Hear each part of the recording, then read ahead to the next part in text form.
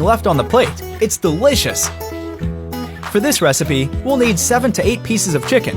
I'm using the thighs, but you can use whatever part of the chicken you like. Add 1 teaspoon of garlic powder, 1 teaspoon of salt, 1 teaspoon of black pepper, 3 garlic cloves, and stir to combine. Tell me how you make chicken in your house. I would love to know your recipe. And reserve it. Now slice 2 carrots. We're also going to need 3 potatoes. Cut them into dice, just like this. I'm also going to cut 1 onion into dice. Take 2 cups of orange juice.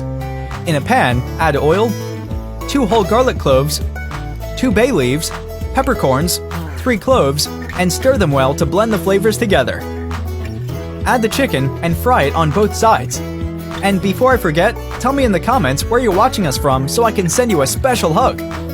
Today's hug is for Lisa Abinga from Melbourne. I'm happy to hear you're loving our recipes. Now remove the chicken and in the same pan, put the onion and sauté, then the potatoes and the carrots. Stir and let cook for 3 minutes. Season it with 1 teaspoon of oregano, 1 teaspoon of cinnamon, stir well, and add the chicken on top.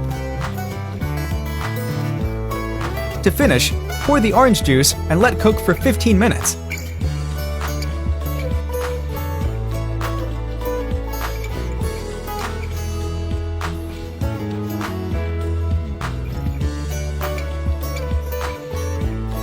Turn the chicken over and let cook for another 15 minutes.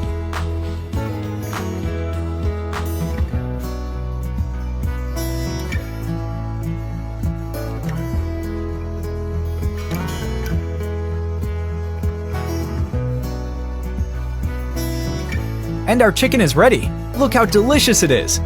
I hope you liked it. Thank you for watching this video. See you in the next one. Bye-bye!